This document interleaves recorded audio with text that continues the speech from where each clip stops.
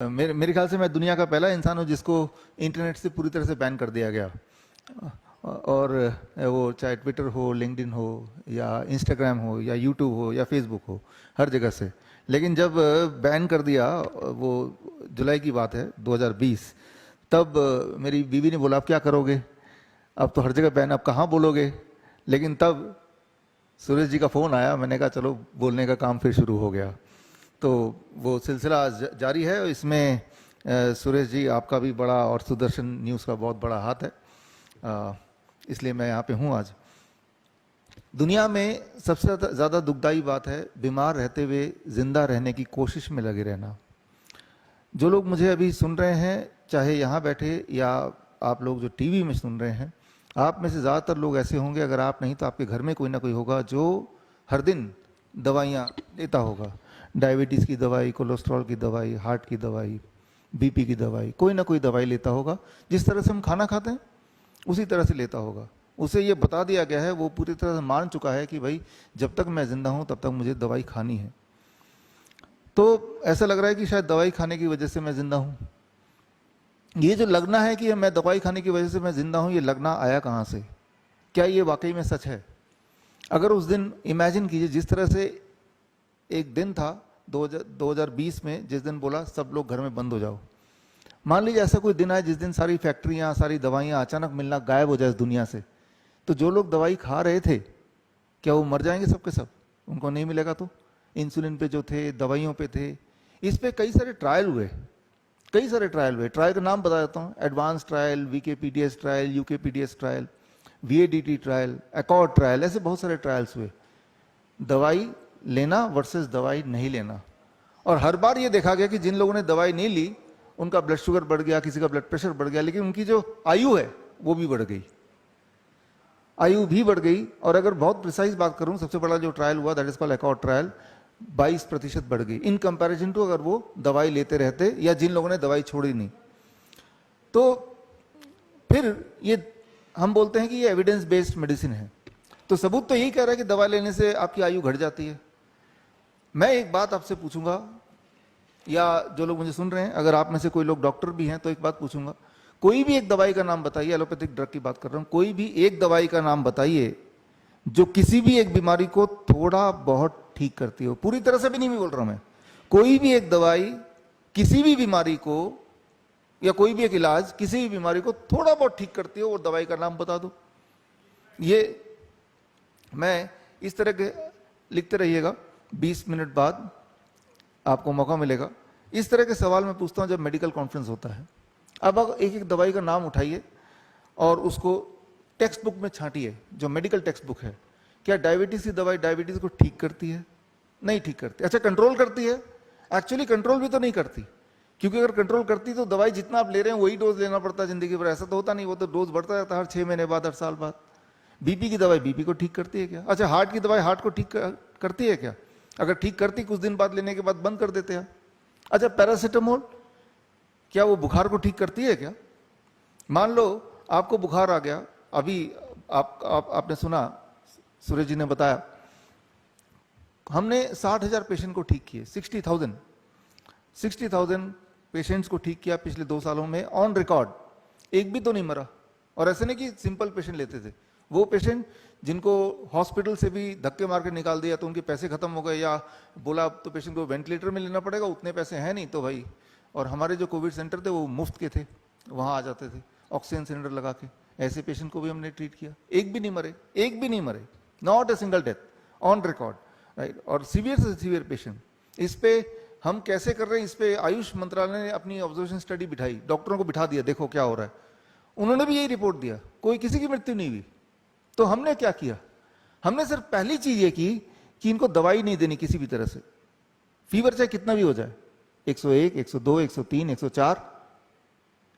याद रखिए, जो मेडिकल टेक्स्ट बुक है, अगर उसको जो लोग डॉक्टर है वो देखेंगे, अपने टेक्स्ट बुक को छांटिए, क्या वहां पे ये लिखा है कि फीवर होने से दवाई देनी चाहिए? क्या दवाई देने से आपके ठीक होने की पॉसिबिलिटी बढ़ जाएगी या घट जाएगी? द आंसर इज घट जाएगी। या बीमार रहने के जो ड्यूरेशन है वो बढ़ जाएगा। ये सिंपल सी बात है जो टेक्स्ट बुक में है, मेडिकल साइंस के टेक्स्ट बुक में यही है, जर्नल में यही है। तो क्या करें? अगर 104 डिग्री होगा दिमाग फट जाएगा, सीजर आ जाएगा, ये सब चीज बोलते ना, तो क्या दवाई लेने से वो सीजर आने की पॉसिबिलिटी घट जाएगी? द आंसर इज नो, घटेगी नहीं। दवाई से अगर आप टेम्परेचर घटाते तो उसके उसमें सीजर अगर आना होगा तब भी आएगा, लेकिन जितनी बार आप फीवर को घटाएंगे विद मेडिसिन उतनी बार आपकी बीमारी एक्सटेंड होती जाती है।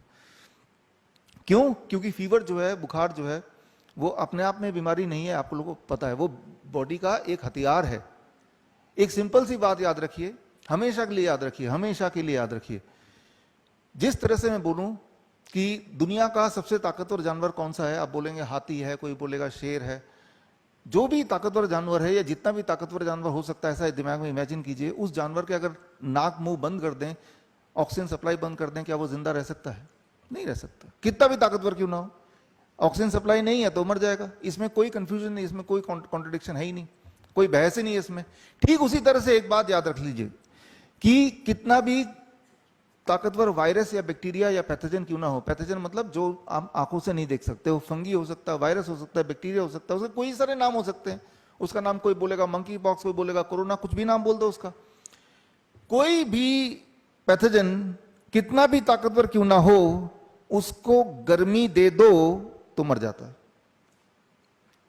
कितना भी ताकतवर क्यों ना हो, कितने भी समय से क्यों ना हो, जिस तरह से हाथी कितना भी ताकतवर क्यों ना हो, या फॉर दैट मैटर ड्रैगन, कोई भी चीज बोलो, अगर उसके सांस रोक दो तो मर जाएगा। ठीक उसी तरह से ये प्रिंसिपल याद रखिए कि कोई भी पैथोजन या कोई भी वायरस बैक्टीरिया वो टेम्परेचर पे वो जिंदा नहीं रहता है, हाई टेम्परेचर पे। तो बॉडी क्या करती है, जैसे आपके बॉडी में वायरस अटैक करता है, बैक्टीरिया अटैक करता है, क्या अटैक कर रहा है हमें नहीं पता, लेकिन कुछ ना कुछ तो अटैक कर रहा है, वो पैथोजन है, पैथोजन नाम ले लिए ब्रॉडली। तो बॉडी आपका टेम्परेचर बढ़ा देती है, क्योंकि बॉडी को पता है टेम्परेचर बढ़ते वो उनके हाथ पैर टूटने लगेंगे और वो आप ठीक हो जाएंगे। लेकिन आप क्या करते हैं, आप टेम्परेचर जब बढ़ता है आप एकदम डॉक्टर के पास भागते हैं और दवाई, या खुद ही आप दवाई लेके टेम्परेचर को घटाते हैं। तो आप वो वायरस के दोस्त हैं कि दुश्मन है? एक्चुअली आप वायरस के दोस्त हैं। आपने वायरस को मौका दे दिया, अगर वो टेम्परेचर बढ़ा रहता वो मर जाता, आप नहीं मरते। बॉडी जो टेम्परेचर बढ़ाती है उस टेम्परेचर से आप नहीं मरेंगे कभी भी। हमने हजारों हजारों पेशेंट देखे हैं, कोई नहीं मरा, लेकिन हाँ उसको घटाने की कोशिश करेंगे तो मरेंगे। वो आपने देखा हॉस्पिटल्स में लोग मरते थे। और ये जो मैं बोल रहा हूँ ये कोई मेरा बनाया हुआ साइंस नहीं, ये तो टेक्स्ट बुक में लिखा है, हम तो करते ही हैं इसको, लेकिन मेरा बनाया हुआ नहीं, it is already there, proven there, right. तो fever is not a disease, it is rather a tool, a weapon. तो हम क्या करते थे हमारे उसमें, हम ये करते थे कि बॉडी को सपोर्ट करने के लिए बॉडी का टेम्परेचर और बढ़ा देते थे। कैसे? ये आप करके देखिए, अभी फिर फ्लू जब सीजन बदलता है ना, फ्लू होता ही है, बुखार होता ही है। बुखार मतलब वायरस अटैक करता ही है, वो कोई नई बात नहीं है, जन्मों से है। कोई आप में से है जिनको साल में एक बार बुखार ना आया हो पिछले जब से आप पैदा हुए? कोई भी नहीं। आप जो लोग मुझे सुन रहे हैं, अगर किसी को बुखार है, जो कि हर जगह है आजकल, होता ही है, हर साल बारिश के सीजन होता ही है, आप सिर्फ इतना कीजिए, आप एक इतनी बड़ी बाल्टी लीजिए और बाल्टी में 42 डिग्री सेल्सियस का पानी रखिए, उसमें दोनों पैर डुबो दीजिए, आधे घंटे बैठिए। 42 डिग्री मेंटेन करना है तो पानी बदलते रहना पड़ेगा थोड़ा थोड़ा। आधे घंटे बाद आप देखेंगे 1 डिग्री सेल्सियस और टेम्परेचर बढ़ जाएगा। उसके आधे घंटे बाद देखेंगे टेम्परेचर बिल्कुल डाउन चला जाएगा और ऐसा लगेगा कि बीमार अब थे ही नहीं कभी। बुखार ऐसे भागेगा जैसे बुखार था ही नहीं कभी। एक बार कीजिए, किसी किसी को 2 बार करना पड़ता है। अभी जो मैंने पिछले 1 मिनट में बताया ये है इलाज। आज तक ये इलाज फेल तो नहीं हुआ कभी। मैं तो बोल रहा हूं आधे घंटे का ही तो है, आधे घंटे करके देख लो, राइट। हम यहां खड़े हैं, राइट, करके देख लो। ये प्रोग्राम जब तक खत्म होगा, राइट, जो लोग मुझे सुन रहे हैं, अगर आपके घर में इस वक्त कोई भी अगर बुखार से पीड़ित है, बुखार तो बीमारी है नहीं, तो बॉडी को आपने सपोर्ट किया, बॉडी बुखार दे रही है, तो जब बॉडी बुखार करती है ना, तो बॉडी अपने अंदर जो ऊर्जा उसको यूज करती है, आपके अंदर की एनर्जी, तो इसलिए आपको कमजोरी का महसूस होता है। तो बॉडी को हम बोलते हैं भाई आप अपनी बॉडी अपनी ऊर्जा ना यूज करो, हम गर्मी पैदा कर देते हैं। गर्मी चाहिए ना, क्योंकि गर्मी में क्या होगा, वायरस बैक्टीरिया सब मर जाएंगे, इतना ही तो होगा, तो उसको मार डालो। तो हमने टेम्परेचर क्या किया, घटाना नहीं है, उल्टा बढ़ाना है। तो जिस चीज को आप बोलते हैं मेडिकल साइंस, वो मेडिकल साइंस भी यही बोलता है। ये मैंने मेडिकल साइंस से ही लिया है, लेकिन जो डॉक्टर बोलता है, हॉस्पिटल बोलता है, वो मेडिकल साइंस नहीं, that is a medical industry. ये समझना पड़ेगा, that is a medical industry. जो चीज मैंने अभी बताई, आप किसी भी डॉक्टर से पूछिए क्या ये सच है, वो बोलेगा नहीं उनकी बात, मैं आप बोलिए सच है कि नहीं, किसने बताया ये मत बोलना, मेरा नाम तो लेना नहीं, राइट। आप बस बोलना ये सच है कि नहीं ये बताओ, और अगर झूठ है तो साबित करो, राइट। और किसी को बोलने पूछने की जरूरत ही नहीं है, आप खुद करके देख लीजिए। सबसे इंपॉर्टेंट बात याद रखिए, हेल्थ इंडिपेंडेंस। क्या आप हेल्थ वाइज फ्री हैं? क्या आप इंडिपेंडेंट हैं? राइट। हेल्थ वाइज इंडिपेंडेंट तो कोई भी नहीं है, कोई भी नहीं है इंडिपेंडेंट। अगर आप रोज सुबह उठ के दवाई ले रहे हैं कोई ना कोई, सुबह शाम दोपहर, कैसे इंडिपेंडेंट है? और अगर आपको लगता है कि वो दवाई की वजह से जिंदा है, वो दवाई की वजह से आप जिंदा नहीं है, वो दवाई की वजह से वो जिंदा है जिसने आपको वो दवाई दी है। ये बात याद रखिए, राइट। तो आजकल के जो डॉक्टर हैं उनको ये याद रखना होगा कि एक पेशेंट का काम तो डॉक्टर के बिना चल जाएगा, लेकिन एक डॉक्टर का काम पेशेंट के बिना नहीं चलेगा, है ना। तो जो सच है, सच तो यही है। अगर हम बोलते हैं, देखिए मेरा ये मानना है, वो आयुर्वेद हो या यूनानी दवाई हो या नेचुरोपैथी हो या फिर योग हो या फिर ये एलोपैथी हो, जिससे भी इंसान फास्टेस्ट ठीक हो जाए, सेफेस्ट तरीके से ठीक हो जाए, लंबे समय तक ठीक रहे, सस्ते में ठीक हो जाए, और हो सके तो खुद ही इलाज कर ले, वही पद्धति बढ़िया है ना सबसे। हमें ये नहीं देखना कि एलोपैथी लेना कि नहीं, मैं ये नहीं बोल रहा, मैं तो बोल रहा हूं कि आप वो लो जो फास्टेस्ट। अच्छा, जब भी आप किसी पद्धति का चुनाव करेंगे, बीमार पड़ेंगे, तो आपका क्राइटेरिया क्या है? क्राइटेरिया ये होना चाहिए कि बिल्डिंग बड़ी है कि नहीं, कितने लोग जा रहे हैं, कितना महंगा है, उसकी कितनी डिग्रियां हैं, ये क्राइटेरिया तो एक तरह का हो सकता है। दूसरा है कि क्या फास्टेस्ट ठीक हो सकता है तेजी से, सबसे ज्यादा तेजी से, राइट, पहला क्राइटेरिया। दूसरा, क्या सेफेस्ट, कुछ और नुकसान तो नहीं करेगा मेरा। तीसरा, सस्ता होना चाहिए ना बिल्कुल। और चौथा, लॉन्ग टर्म होना चाहिए, एक बार ठीक हुआ तो दोबारा बीमार ना पड़ूं। और पांचवा, हो सके तो मैं खुद ही कर लूं। मानते हैं ना ये? अगर आप ये 5 क्राइटेरिया पे ही आप ये तय करना चाहते हैं कि ये 5 क्राइटेरिया जिस भी पद्धति में होगा वो मैं ले लूंगा, तो वो 5 क्राइटेरिया को पूरा करने वाली पद्धति मैं आपको अगले 5 मिनट में बताने वाला हूं। 5 क्राइटेरिया क्या? जब भी आप बीमार पड़े, पहली बात तो ये है कि बीमार पड़े तो पता कैसे चलेगा? अच्छा ये बताइए, जब आपको सिरदर्द होता है, दुनिया का कौन सा ब्लड टेस्ट है जो बता देता है आपको सिरदर्द है? कोई नहीं। आप खुद बताते हैं ना भाई, पेट में दर्द है खुद ही बताते हैं, पैर में घुटने में दर्द है खुद ही बताते हैं, कोई टेस्ट तो नहीं है। ये जो टेस्ट है ये एक और खेल है, राइट। तो इसको क्वेश्चन आंसर में ले लेंगे, हम सीधा सोल्यूशन पे चलते हैं। करना क्या है आपको? जब भी बीमार पड़े तो कौन बताएगा आपको बीमार हैं? आप खुद ही बताएंगे। आपको एनर्जी नहीं आ रही है, आप काम, नॉर्मल काम जो करते हैं वो कर नहीं पा रहे हैं, थक जा रहे हैं, नींद नहीं आ रही है, बॉडी बता रही है आप बीमार हैं, तो बीमार हैं। अब मेरी बॉडी बता रही मैं स्वस्थ हूं, लेकिन अगर टेस्ट कराऊंगा, मैं तो चैलेंज करता हूं, कोई भी इंसान स्वस्थ से स्वस्थ ले आइए, उसको सारा टेस्ट कराइए, वो टेस्ट के अनुसार दुनिया का सबसे बीमार इंसान पाया जाएगा। वो टेस्ट बने ही ऐसे हैं, उस पर हम आगे बात करेंगे। पहले सोल्यूशन बता दूं आपको करना क्या है। जब भी आप बीमार पड़े, कैसे पता चलेगा बीमार पड़ते हैं? बीमार दो ही तरह से पड़ता है इंसान, दो ही तरीके हैं आपके बीमार पड़ने के। एक, आपके बॉडी में कोई भी केमिकल, जैसे कोई भी न्यूट्रिशन, विटामिन हो, मिनरल हो, हार्मोन हो, उसका कम ज्यादा जब हो जाता है तो बॉडी में कमजोरी आने लगती है, या बॉडी में कहीं दर्द करने लगता है, या चक्कर आने लगता है, या उठा नहीं जाता है, या डिप्रेशन में हो जाता है इंसान, आलस आने लगता है, ये सारी चीजें होने लगती है, राइट। बॉडी में जब इम्बैलेंस हो जाता है, इसे कहते हैं मेडिकली होमियोस्टेसिस का बिगड़ना। तो जब भी कभी आपको कोई भी दिक्कत इस तरह का है, सुस्ती आने लगा, वीकनेस आने लगा, थकान आने लगी, कहीं कहीं बॉडी में दर्द है, वो घुटने का दर्द हो सकता है, सिर का दर्द है, ओवरऑल दर्द है कहीं भी, तो मन नहीं कर रहा खाने का, डिप्रेशन में आ गए, तो ये है मतलब हार्मोनल इंबैलेंस या न्यूट्रिशन इंबैलेंस। तो बैलेंस को वापस ले आओ, राइट। तो this is the one way जब इंबैलेंस होता है। दूसरा तरीका ये है एक्युमुलेशन, कोई चीज इकट्ठा होने बॉडी में शुरू हो जाती है, इकट्ठा, जैसे पानी भरना शुरू हो गया। जब आप पानी पीते हैं तो बॉडी कुछ तो यूज करता है और कुछ एज ए यूरिन पेशाब के रास्ते पास कर देता है। इमेजिन कीजिए इस दुनिया में ऐसे लोग हैं हमारे देश में, हमारे आसपास, जिनका बॉडी पेशाब ही नहीं कर पाते वो लोग। तो क्या होगा? पानी तो पिएंगे लेकिन पेशाब नहीं कर पाएंगे, तो क्या होगा? वो बलून की तरफ, बलून जैसे बढ़ता जाता है ना, तो उनका बॉडी बलून है, हमारा बॉडी बलून है, तो हमारे हाथ में, पैर में वो जो फ्लूइड है, वो जो लिक्विड है, वो इकट्ठा होने लगता है। तो कैसे बलून अगर फूंक मारते जाएंगे तो क्या होगा? वो बड़ा होगा ना। वैसे उनके हाथ पैर देखेंगे तो, गाल देखेंगे तो, पैर देखेंगे तो हाथी की तरफ बढ़ते जाते हैं, लेकिन फिर भी अगर हवा भरेंगे तो क्या होगा? फट जाएगा। तो वैसे ही इंसान में भी होता है, फट जाते हैं, मर जाते हैं फिर, है ना। तो दो तरह से इंसान बीमार पड़ता है, एक तो इम्बैलेंस ऑफ न्यूट्रिशन। यहां ये पता करने की बिल्कुल जरूरत नहीं है पोटेशियम बढ़ गया या सोडियम घट गया या कोलेस्ट्रॉल घट गया या शुगर बढ़ गई, इसको जरूरत नहीं है। आपको ये जरूरत है कि आप बीमार है कि नहीं, क्योंकि बॉडी ने आपको सिम्टम दे दिए, डिस्कंफर्ट दे दिए, राइट। आपको ये पता करने की जरूरत नहीं कि हीमोग्लोबिन कितना है, प्लेटलेट काउंट कितना, नहीं नहीं नहीं, इसकी जरूरत नहीं है। अगर आप थकान उठ ही नहीं पा रहे हैं, सुबह आप काम पे जा नहीं पा रहे हैं, आपके नॉर्मल रूटीन में रुकावट आ रही है, तो बीमार है। ये डायग्नोसिस बॉडी ने दे दिया। अब हमें मतलब सिर्फ ठीक होने से है, राइट। हमें कोई पैरामीटर को नहीं चेस करना, हमें जो सिम्टम आ रहे हैं गायब कर देना है। तो वो हम कैसे करते आए हैं, उसके लिए बहुत ही सिंपल, जो पिछले 10 साल से हम करते हैं, that is called DIP diet. DIP diet बड़ा सिंपल है, मैं तो चैलेंज से बोलता हूं कि इसको आज से अपनाइए 3 दिन के लिए, 3 दिन, राइट। 30 मिनट मेरे साथ लगा रहे हैं तो 3 दिन भी मेरी बात मान के चलिए। अगर इस तरह के जो सिम्टम्स हैं, खास तौर पे जो आजकल के टर्म में अगर बोलूं, जो शुगर के पेशेंट हैं, BP के पेशेंट हैं, जो दवाइयां रोज लेते हैं और दवाई नहीं ले तो उनको फिर उनका शुगर बढ़ जाता है, कैसे पता चलेगा, फिर उनके बार बार यूरिनेशन होगा, बार बार थकान होगी, राइट। इस तरह से पता चलेगा, ठीक से दिखाई नहीं देगा, इस तरह से पता चलेगा। जो ठीक से दिखाई नहीं दे रहा, इसको ठीक करना है, थकान हो रही, इसको ठीक करना है, ठीक है ना।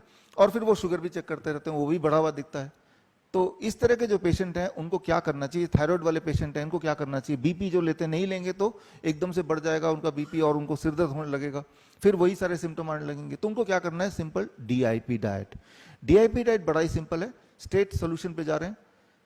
12 बजे तक आपको सिर्फ फल खाना है, फल कम खाना नहीं, खूब खाना है। 3-4 तरह के फल ले ले, जो पसंद है। अभी तो आम भी आ रहे हैं, केले हैं, चीकू है, राइट। जो डायबिटीज के पेशेंट है वो मीठे फल जरूर खाएं और ज्यादा से ज्यादा खाएं। जितने मीठे फल खाएंगे उतने जल्दी ठीक हो जाएंगे, राइट। तो मतलब कितने खाएं, कम से कम 2 किलो तो खाएं आम। अगर मन करे तो 3-4 किलो भी खा सकते हैं, और मन करे तो सिर्फ फल खा के ही रह सकते हैं पूरे दिन। तो हमारे ऐसे बहुत सारे पेशेंट हैं, जैसे ही ये सुनते हैं वो क्या करते हैं, पिछले 10 साल से मीठे तो खाए नहीं, क्योंकि डायबिटीज बोला डॉक्टर ने आम नहीं खा सकते। वो 10 साल जो का पहले दिन में ही उन्होंने हिसाब पूरा कर दिया, वो भी हो सकता है। आप जितने ज्यादा मीठा फल खाएंगे उतनी जल्दी डायबिटीज ठीक हो जाएगा। तो कैसे खाना है, 12 बजे तक पेट भर के या मन भर के फल खाना है, पेट भर के या मन भर के। जितने में या तो मन भर जाए या पेट भर जाए तब तक खाते रहना। 1 बार खाएं, 2 बार खाएं, 10 बार खाएं, लेकिन खाएं सिर्फ फल, राइट। रोटी नहीं, पराठे नहीं, चाय नहीं, बिस्किट नहीं, ब्रेड नहीं, पास्ता नहीं, नूडल्स नहीं। मैं भूखे रहने नहीं बोल रहा हूं, मैं सिर्फ इतना बोल रहा हूं कि फल खाएं। कौन सा फल खाएं ये भी मैं नहीं बोल रहा, मैं तो बोल रहा हूं जो आपके दिल करे वही खाएं, जो आपको मिल जाए वही खाएं, लेकिन खाएं पेट भर के। Step 1, right. अब स्टेप 2, लंच और डिनर के लिए जब भी बैठें, कभी तो बैठेंगे, 2 प्लेट लेके बैठे, प्लेट 1 एंड प्लेट 2। प्लेट 2 में आप वही खाएं जो खाते आए, रोटी सब्जी दाल चावल जो खाएं, वो अचार वगैरह जो भी खाना है, इडली डोसा जो खाना है वो डाल दें, उल्टा सीधा जो खाना डाल दें उसमें, और वो खाना जरूर है। लेकिन उससे पहले प्लेट 1 में सलाद खाएं। कितना, ये बड़ा इंपॉर्टेंट है, आपके बॉडी के वेट के अनुसार, राइट। आपका बॉडी का वेट जितना भी उससे इंटू गुना 5 कर लीजिए। मेरे बॉडी का वेट 70 kg इंटू 5, 350 हुए, 350 ग्राम, है ना। इतना आप एक वेइंग मशीन रख लीजिए और वेइंग मशीन से तौल के इतना खा लें। इतना खाने के बाद होगा क्या कि पहले दिन आपको लगेगा 350 ग्राम खा लिया, अब तो मैं कुछ खा ही नहीं सकता।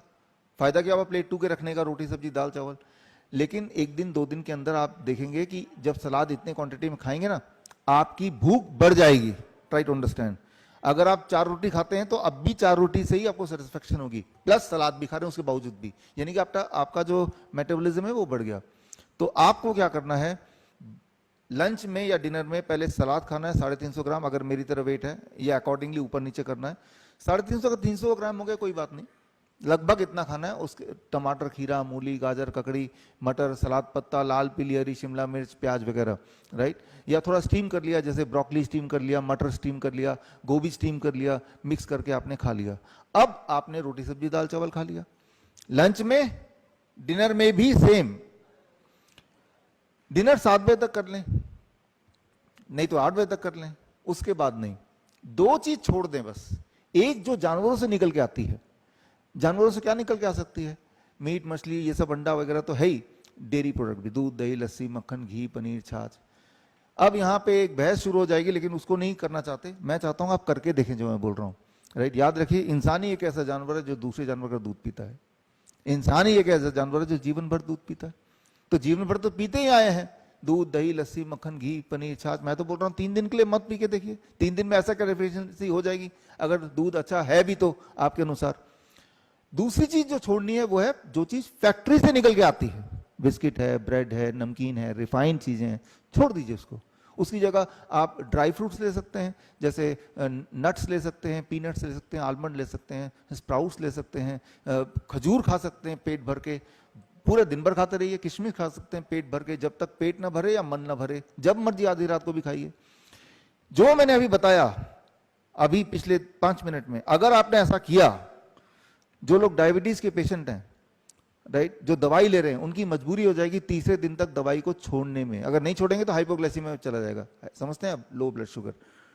और जो इंसुलिन के पेशेंट हैं, मैं उनको वार्निंग देता हूं कि अगर आप ऐसा करने की सोच रहे हैं जो मैंने बताया आपको, तो आपको इंसुलिन लगभग आधी करनी पड़ेगी, 50% या 40% रिड्यूस करना पड़ेगा, नहीं किया तो इतना नीचे चला जाएगा कि कोमा में चले जाएंगे आप। इसीलिए अगर आप ये कर रहे हैं जो मैंने बताया, तो आपको बार बार शुगर चेक करना है और इंसुलिन को कम से कम लेना है, नहीं तो हाइपोग्लाइसेमिक हो जाएगा। और अगर आपने जो मैंने अभी बताया वो 3 दिन के बजाय आपने 15 दिन कर लिया, 20 दिन कर लिया, तो ऐसा हो ही नहीं सकता जिनकी दवाइयां वो दवाई छूट ना जाए पूरी तरह से। इंसुलिन जो है वो मैंने देखा 15 दिन से लेके कई बार 1 महीना भी लग जाता है छूटने में, चलो 1 महीना लग जाएगा। जो ब्लड प्रेशर की दवाई मैंने देखा 1 हफ्ता लगता है छूटने में, छोड़ना पड़ता है, ऐसा नहीं कि आपने जानबूझ के छोड़ दिया।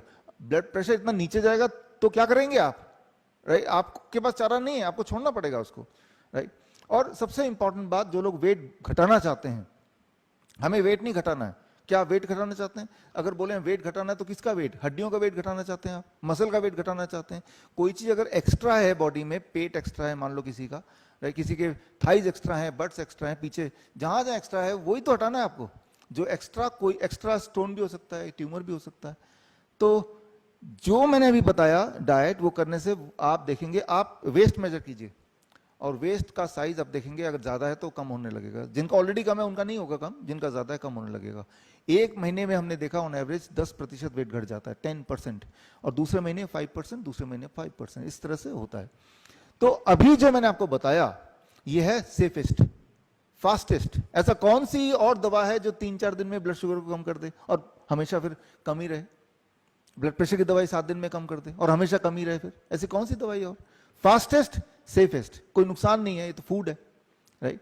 लॉन्ग लास्टिंग करके देखिए, और क्या, एक ही तीर से कई सारे निशाने। आपको नहीं पता आपके बॉडी में हो सकता है कोई सिस्ट हो सकता है कोई ट्यूमर हो, हमें तो नहीं पता, लेकिन वो उस पर भी काम करेगा, राइट। और सबसे इंपॉर्टेंट बात, ये सस्ता है। मैं नहीं बोल रहा कि महंगे वाले फल खाओ, सस्ते वाले खा लो, सब्जियां तो सस्ती हैं। उल्टा पकाते हैं आप उसको, कुक करते हैं, तब तो महंगा बन जाता है, उसको तेल भी डालो और, है ना, तो ईंधन भी यूज होता है। तो इसको कीजिए। तो पहली बात कि जो भी इंबैलेंस बॉडी में है, वो केमिकल इंबैलेंस है, वो न्यूट्रिशन इंबैलेंस है, वो हार्मोनल इंबैलेंस है, हमें नहीं पता, ना ही हम उसका टेस्ट करा के पता करना चाहते हैं। लेकिन हमें कैसे पता चलेगा हम ठीक हो गए? आपके सिम्टम चले जाएंगे, डिस्कंफर्ट चले जाएंगे, तो आपको पता चल जाएगा आप ठीक हो गए। जो मैंने आपको बताया, ये ऐसा नहीं कि सिर्फ हम ही करते हैं, इस पे all India institute of Ayurveda, right, जो कि एम्स के बराबर माना जाता है, आयुष मंत्रालय, इनके डॉक्टरों ने बोला कि आप जो ये करते हैं इस पे हम क्लिनिकल ट्रायल करके देखेंगे ये सच है कि नहीं। ऊपर से आप दूध मना करते हैं, आयुर्वेद के खिलाफ है, इसको भी हम देखेंगे। उन्होंने ट्रायल किया, ट्रायल का नतीजा गवर्नमेंट के जो वेबसाइट है उसमें डाला, राइट, clinicaltrial.gov, राइट, GOV। और उस ट्रायल के नतीजे में उन्होंने ये बताया कि जो इन्होंने बोला उन्होंने ठीक पाया कि ये जो DIP डाइट है, इससे वाकई में लोगों को फायदा होता है, दूध छोड़ के फायदा होता है। ये किसका? ये मेरा नहीं, मैं तो बोल ही रहा हूं, खैर ये all India institute of Ayurveda. तो जो एक बात बोलते हैं कि evidence based, thank you friends, कि एविडेंस तो है, सबूत तो है, और सबूत मेरा नहीं है, सबूत खुद गवर्नमेंट ऑफ इंडिया का है। लेकिन वो जो सबूत मिल गया है कि इससे डायबिटीज ठीक हो सकती है, हड्डियों की बीमारी ठीक हो सकती है, और इंसान बड़े आराम से घर बैठ के ठीक हो सकता है, ये सबूत को छुपा के क्यों रखा है? जिस तरह से सुदर्शन न्यूज के माध्यम से आप तक पहुंच रहे हैं, जिस तरह से, अरे उस तरह से क्यों नहीं हर जगह पहुंच गया?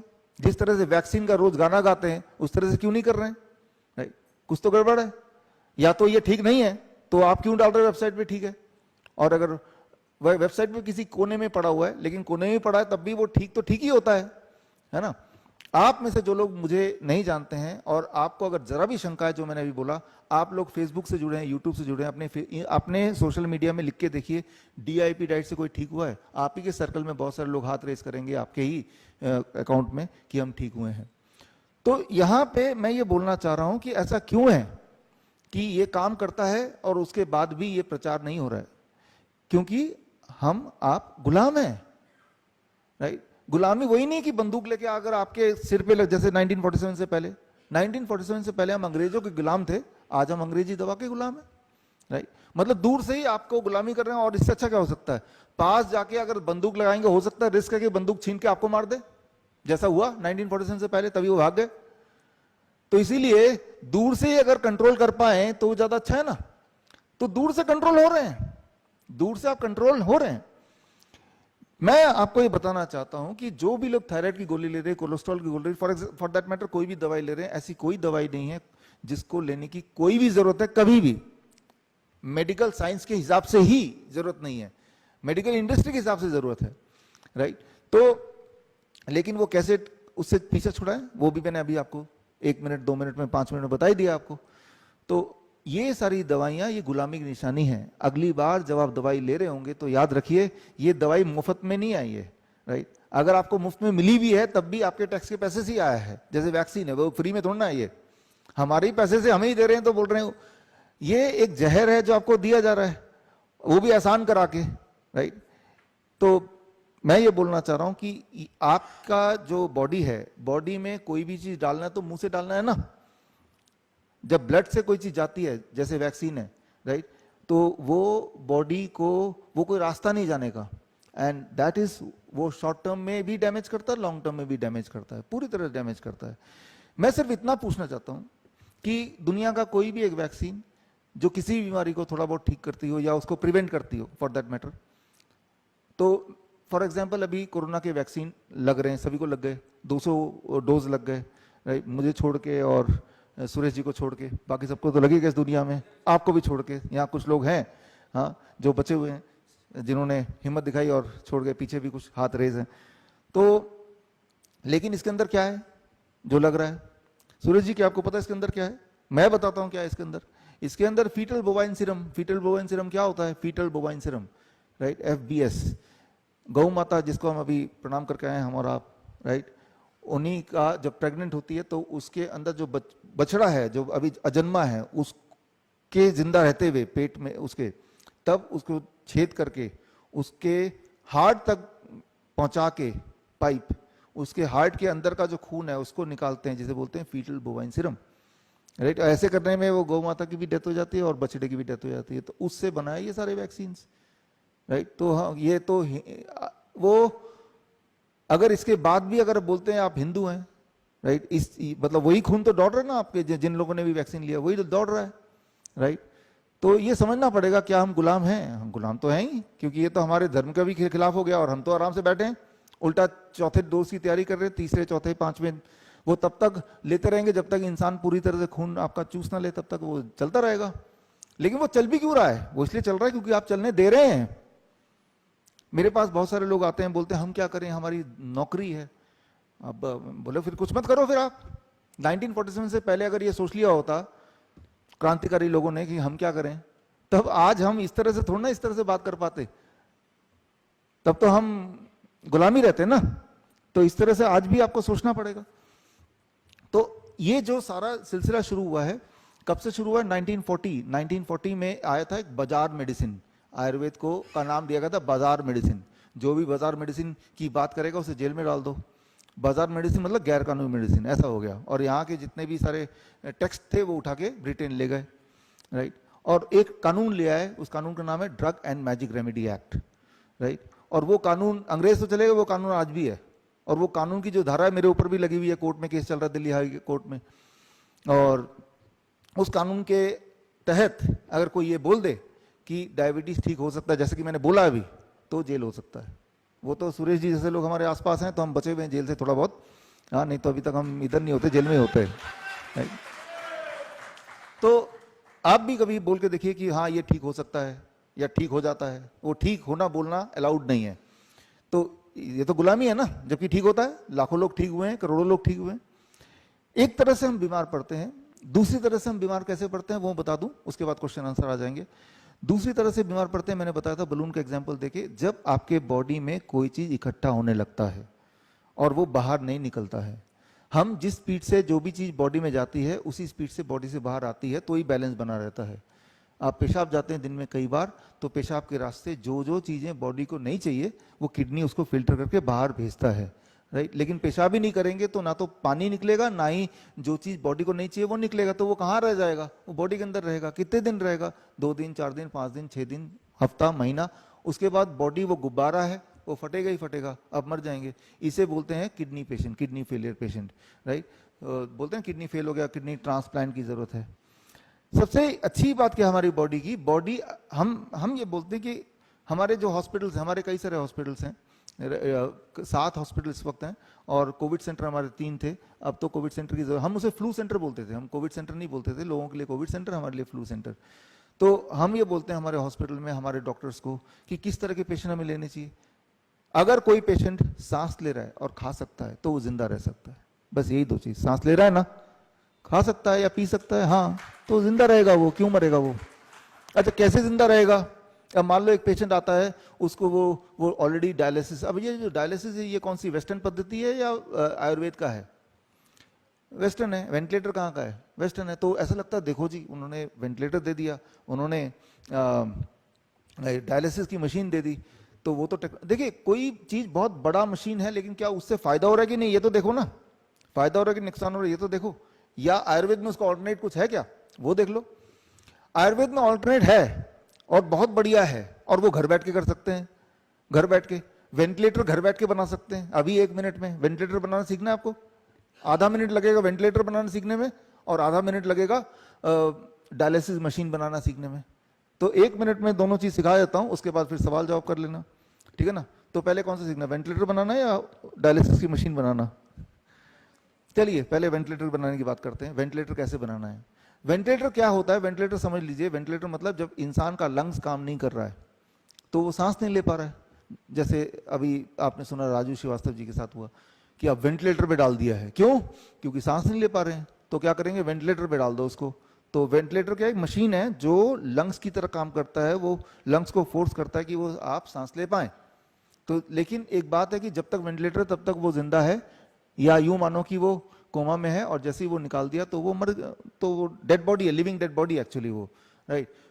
मैंने अपने एक्सपीरियंस में पिछले 15 साल में, सबसे पहले जो मेरा पहला हॉस्पिटल था, पहला सेंटर था, वो वियतनाम में था। ये जो वियतनाम में BMMO, ये हमारे वियतनाम का जो मेरा हॉस्पिटल है उसका ही नाम है हमारा। तो तब से लेके अभी तक मैंने कभी भी किसी इंसान को वेंटिलेटर से बाहर आके जिंदा रहते हुए देखा नहीं है। कुछ दिनों के लिए जिंदा रहते हैं, 10 दिन, 15 दिन, 20 दिन, वो भी पैथेटिक स्टेज में, राइट। वो घर वाले सोचते हैं मरी जाए तो अच्छा है, क्योंकि उनकी हालत देखी नहीं जाती इसलिए। तो वेंटिलेटर जो है, अपने दुश्मनों को भी, अगर कोई मरने लग रहा तो मरने लगे, लेकिन उनको वेंटिलेटर कभी किसी के लिए मत बोलिएगा। It is so painful, right. वो इतना ज्यादा दर्दनाक मौत देता है वेंटिलेटर। तो वेंटिलेटर किस लिए होता है? वो इसलिए होता है कि जब कोई सांस नहीं ले पा रहा ठीक से, तो वो फेफड़ों को जबरदस्ती काम कराने का जो एक टेक्निक है, दैट इज कॉल्ड वेंटिलेटर। अब करना क्या है, हमने क्या किया, हम क्या करते हैं अपने हॉस्पिटल में, अब मैं सिखा रहा हूं, इसको समझिए। देखिए इस वक्त जैसे मैं सांस ले रहा हूं, आप भी सांस ले रहे हैं इस वक्त, और मान लो कोई ऐसा इंसान मिलता है जो सांस नहीं ले पाता, ऐसे करने लगता है, तो समझ लीजिए सांस नहीं ले पा रहा। वो बोलेगा भी तकलीफ हो रही सांस लेने में, ऐसे बोलेगा, ठीक है ना। तो ऐसे में क्या करें कि वो सांस ले पाए? याद कीजिए, जब जिसे बोल रहे थे कोरोना का सेकंड बोल रहे थे ना, दूसरी लहर, तब आप टीवी में देख रहे थे कि लोग सांस नहीं ले पा रहे हैं, गाड़ी में बैठे हैं, ऑक्सीजन सिलेंडर ढूंढ रहे हैं, सिलेंडर नहीं मिल रहा। याद आ रहा है कुछ, राइट। तो लोग क्या कर रहे थे और क्या गड़बड़ कर रहे थे और कैसे सांस लिया जाता है, इस बात को थोड़ा 1 मिनट में समझ लीजिए। वेंटिलेटर की टेक्नोलॉजी आपको समझ आ जाएगी, आपको क्या करना है ये भी समझ आ जाएगा, और हम अपने हॉस्पिटल में क्या करते हैं अभी आज की तारीख में भी वो आपको समझ आ जाएगा। तो देखिए, आपका जो लंग्स है, राइट, और जब आप जो गाड़ी में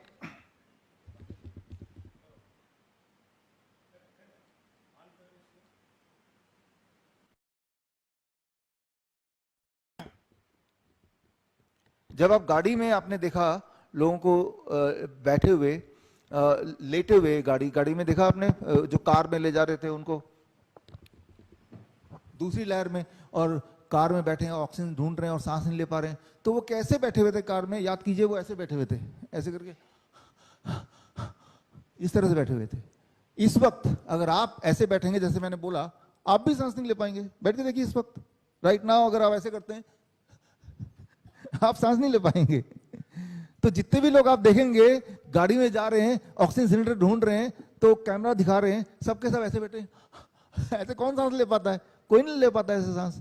क्यों नहीं ले पाएंगे? क्योंकि ये जो हमारी बॉडी की बनावट है, जब आप ऐसे लेटते हैं, चाहे आप सीधे लेट जाएं पीठ केवल, तो आपका हार्ट ऊपर है, लंग्स नीचे है, तो लंग्स की कैपेसिटी 20% कम हो जाती है।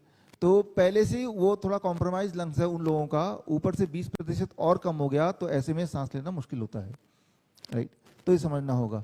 तो ऐसे लोग जब सांस की तकलीफ हो, उसको खड़ा नहीं होना है, ना ही उसको ऐसे बैठना है, और ऐसे तो बिल्कुल नहीं बैठना है, राइट? तो क्या करना है? उसके लंग्स को 20% बढ़ा देना है। कैसे? Like this. अब ऐसे हो जाइए इसी वक्त। अब देखिए आपकी सांस बड़े खुल के आएगा इस वक्त। आपने कुछ नहीं किया, आप जस्ट ऐसे बैठ गए, राइट? तो हमारे हॉस्पिटल जब पेशेंट होते हैं, किडनी फेलियर वाले पेशेंट, उनको सांसों की दिक्कत ज़्यादा आती है, पानी भर जाता है सांसों में, ऐसे बिठा देते हैं। अच्छा, ऐसे बैठने के बाद भी अगर सांसों में, फिर हम ऑक्सीमीटर लगा देते हैं उसकी सेटिस्फैक्शन के लिए। उसमें ऑक्सीमीटर में आता रहता है कि अब उसके ऑक्सीजन लेवल बढ़ रहा है, साथ ही साथ 10 मिनट के अंदर आप करके देख सकते हैं कभी। और फिर भी अगर नहीं हो रहा, लास्ट, फिर हम साथ में एक पंखा, छोटा पंखा होता है, 200 रुपए का आता है, वो पंखा बैटरी वाला, वो यहाँ लगाते हैं नाक से 6 इंच दूर। पंखा जब लगा के चलाते हैं तो पंखा क्या करता है, याद रखिए ये जो एरिया ना, इसके अंदर रिसेप्टर्स हैं, रिसेप्टर्स, और वो ऑन कर देता है जब हवा पड़ती है। ऑन होते ही लंग्स डायरेक्ट कनेक्ट हो जाता है, लंग्स और खुल जाता है और एकदम सांस आने लगती है जब वो पंखा लगाते हैं। और पंखा ना हो तो हम क्या करते हैं, जब हमारा इमरजेंसी हमारा हेल्पलाइन है पिछले 2 साल से, वो कोरोना के टाइम पे खुला था, आज भी है। तो अब जब कोई बोलता है डॉक्टर साहब हमें सांस नहीं ले पा रहे, तो उसके पास पंखा तो होगा नहीं। आप में से कितने लोग हैं जी छोटा पंखा? हम बोलते हैं गाड़ी में बिठाओ, वो बोलता है कि, वो बोल रहा है हॉस्पिटल ले जाओ। मैंने कहा हाँ हॉस्पिटल ले जाओ, गाड़ी में बिठाओ उसको। गाड़ी में बिठाते हैं उनको और बोलते हैं कि आप ऐसा करो, गाड़ी चलाओ और शीशा खोलो, खिड़की, और उसको बोलो खिड़की के बाहर देखे कि हॉस्पिटल आए कि नहीं। जैसे खिड़की के बाहर झांकता है, हवा पड़ती है उसको और वो ठीक होने लगता है, और ठीक हो गया तो वापस घूम के आ जाओ।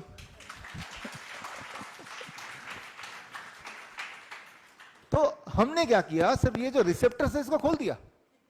रिसेप्टर खोलना है आपको। रिसेप्टर खोलने के 2 तरीके मैंने बताए कि या तो आप, जैसे अभी मैं ऐसे ऐसे खड़ा हूं तो मेरे लिए दिक्कत है, राइट? अगर सांस की तकलीफ है, अब खड़ा ही होना है, बैठने की जगह नहीं है, तो ऐसे सांस ज्यादा अच्छी आएगी। अभी करके देखेंगे, अभी ज्यादा अच्छी आएगी, राइट? आगे की तरफ झुकना, खड़े होके या बैठ के, या फिर पेट के बल लेटना, राइट? इसे बोलते हैं prone ventilation. Medical textbook में से प्रोन वेंटिलेशन बोलते हैं। पेट के बल लेटो और आगे पंखा लगा दो। तो ये है वेंटिलेटर। वेंटिलेटर यही करता है, बस यही करेंगे।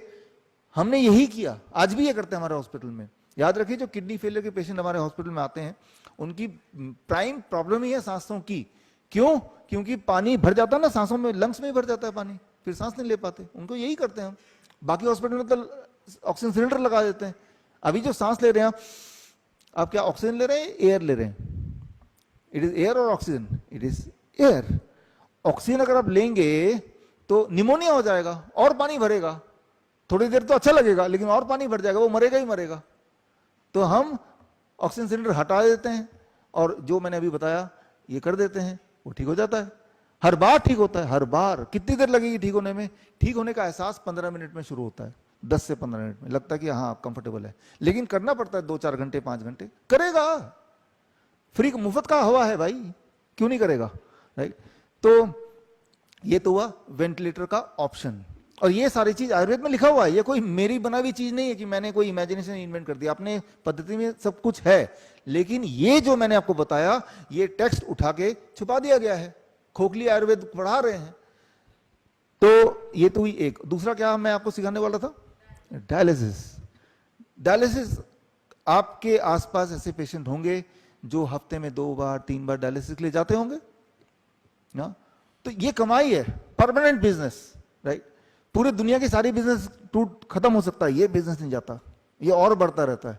जब तक वो जिएगा वो इंस्टॉलमेंट देता रहेगा, राइट।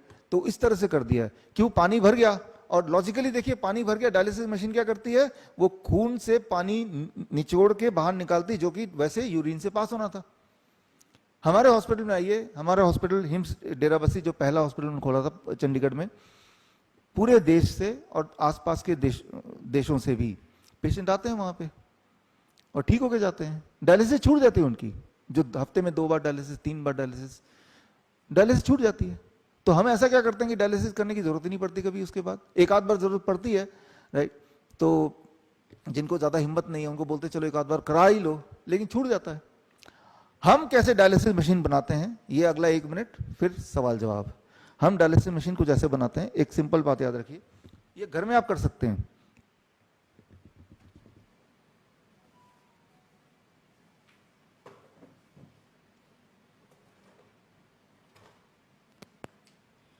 अब देखिए ये चारपाई है, राइट। तो चारपाई में ऐसे लेटते हैं आप, है ना। तो हमें क्या करना है, ऐसे पेशेंट के चारपाई को इधर ऐसे कर देना है। यहां पे 3 ईंटें लगा दिए, 3 ईंटें, है ना। तो ये 1 फीट ऊंचा हो गया ना, राइट, और सिर की तरफ नीचे है, और ऐसे 10 डिग्री एंगल बन गया। ये 10 डिग्री एंगल बनाने के लिए, एंगल नापने के लिए इस तरह का वो आता है, राइट। सो इंक्लाइनोमीटर बोलते हैं, हालांकि अंदाजन भी काम करेगा। ऐसे जब लेटेगा पेशेंट, ऐसे कितनी देर, 2 घंटे, ऐसे जब पेशेंट लेटता है 2 घंटे, तो ये डायलिसिस हो जाती है, हर बार होती है, राइट। तो इसमें कितना पैसा लगा, करना क्या है इसमें, राइट। तो मैं तो बोलता हूं, जैसे ही कोई डॉक्टर बोले ना कि आपको डायलिसिस पे जाना है, उसी वक्त ईंटें उठा लो, डॉक्टर को मारने के लिए नहीं, यहां लगाने के लिए लगा लो। अभी क्या हुआ कि छत्तीसगढ़ में इंडियन मेडिकल एसोसिएशन ने मेरे ऊपर एफआईआर कर दिया कि ये तो झूठ फैला रहे हैं, हाँ, कि ऐसे ठीक होता है। हमने नवंबर महीने में एलटीजी ऑडिटोरियम बुक कर लिया। मैंने वहीं चिट्ठी लिखी, और पूरे देश में भी जितने भी आईएमए इंक्लूडिंग दिल्ली, चिट्ठी लिखी कि मैं यहीं पे खड़ा हूं, आप आओ और आप सामने सामने हमसे बात करो, हमारे पेशेंट भी यहीं पे, हम भी यहीं पे हैं।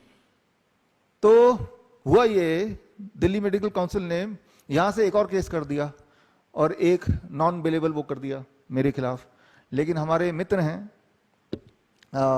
सोमनाथ भारती जी, उन्होंने मुझे बेल दिलवा दिया, ताकि नहीं तो उनका ये था कि भाई ये जो मैंने कार्यक्रम रखा है कि भाई आप आओ, ओपन चैलेंज, मैं आप अभी भी बोल रहा हूं, राइट, ये तो लाइव पूरे देश में चल रहा है, कि किसी को भी लगता हो कि 1% भी ये झूठ है, डायलिसिस नहीं होती, तो भाई हम यहाँ खुले खड़े हैं, आप आओ। और जो पेशेंट है वो ऐसे करके देखे, करके देखने से क्या पता चलेगा, उसकी यूरिन आउटपुट शुरू हो जाती है, जिसका पेशाब नहीं हो रहा हो। कैसे शुरू होती है ये साइंस जानना है तो वो अलग बात है। यहां से ब्लड फ्लो होता है वापस, और यहाँ किडनी पे जाता है, राइट, किडनी पे जाता है, हार्ट पे जाता है। इससे इस एरिया में जब जाता है, खून पहुंचता है, तो खून ही पहुंचाना है हमें, खून ही आपको ठीक करता है, वहां किडनी रिपेयरिंग करेगी। और अब वो बोलेगा मुझे पेशाब जाना है, उसका पेशाब आने लगेगा, पानी तो निकालना है ना आपको, सीधे रास्ते निकालो ना पानी यार, मशीन के थ्रू क्यों पैसा देके निकालना, राइट। तो ये है। लेकिन ये कुछ पेशेंट ऐसे होते हैं जो ज्यादा संगीन पेशेंट होते हैं और डिफिकल्ट, इससे भी काम नहीं चलता। तो हमारे पास और भी तरीके हैं, वो भी आयुर्वेदिक तरीके, और हर बार काम करते हैं, घर बैठे काम करते हैं, वो मैं आपको दिखा देता हूं।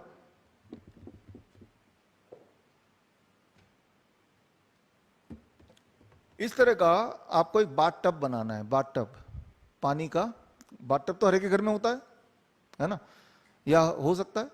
और हम क्या करते हैं, हमारे हॉस्पिटल में आइए कभी, हम पानी के टब में पेशेंट को बिठा देते हैं, जैसे ये पेशेंट बैठा हुआ है, और पानी उसके गर्दन तक, यहां तक भर देते हैं, पानी में डुबो देते हैं, डाल देते हैं, गर्दन से बाहर, बाकी पूरा बॉडी अंदर। और पानी का टेम्परेचर कितना, 40 डिग्री सेल्सियस, 40 डिग्री सेल्सियस। ऐसा एक थर्मोमीटर खरीद लीजिए, पानी का थर्मोमीटर है ये, ठीक है ना, 150 रुपए का आएगा, कहीं से मिल जाएगा। 40 डिग्री पे, जब 40 डिग्री पे अगर 2 घंटे के लिए पेशेंट बैठता है, तो उसको उसके बॉडी के अंदर जो पानी भरा है वो निकल जाता है। कैसे पता चलता है हमें, बैठने से पहले उनका वेट मेजर करते हैं, 62 kg फॉर एग्जांपल। 2 घंटे बाद दोबारा वेट मेजर करते हैं तो 60 kg, 2 kg वेट गायब हो गया। वो कहां गया 2 kg, वही तो था पानी जो डायलिसिस मशीन निकाल रहा था। तो ये जो है ये घर पे बन सकता है, नहीं बन सकता है, हमारे हॉस्पिटल में है ये, राइट। हमारे हॉस्पिटल में जो लोग आना चाहते हैं किडनी के पेशेंट्स, हम तो बोलते हैं ये घर में बनाओ ना यार, लेकिन आप में से जो लोग आलसी हो, घर पे बनाना चाहते नहीं हो, खूब सारे पैसे हैं, तो हमें दे दो, आ जाओ हमारे हॉस्पिटल में, हम ठीक कर देंगे, राइट। ऐसा कोई भी पेशेंट नहीं मिला आज तक जो ऐसा करने से ठीक ना हो रहा हो, कोई भी पेशेंट नहीं मिला, क्योंकि बॉडी की प्रिंसिपल सबके लिए सेम है। ये जो मैंने बताया ये आयुर्वेद में लिखा हुआ है, ये कोई मेरी बनाई हुई इन्वेंशन नहीं है, ये आयुर्वेद में ऑलरेडी है, राइट। लेकिन ये पढ़ाया नहीं जाता, बस हमने अपनी बुक लिखी है, उसमें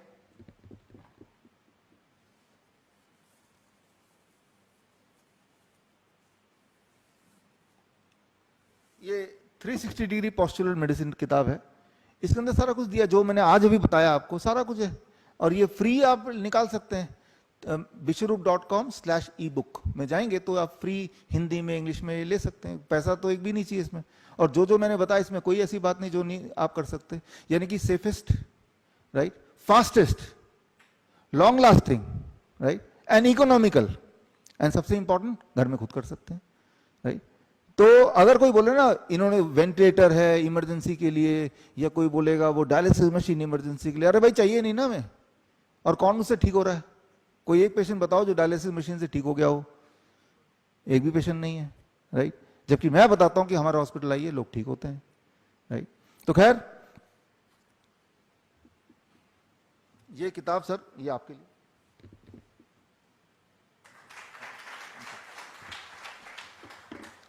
एक आखिरी एक दो लाइन।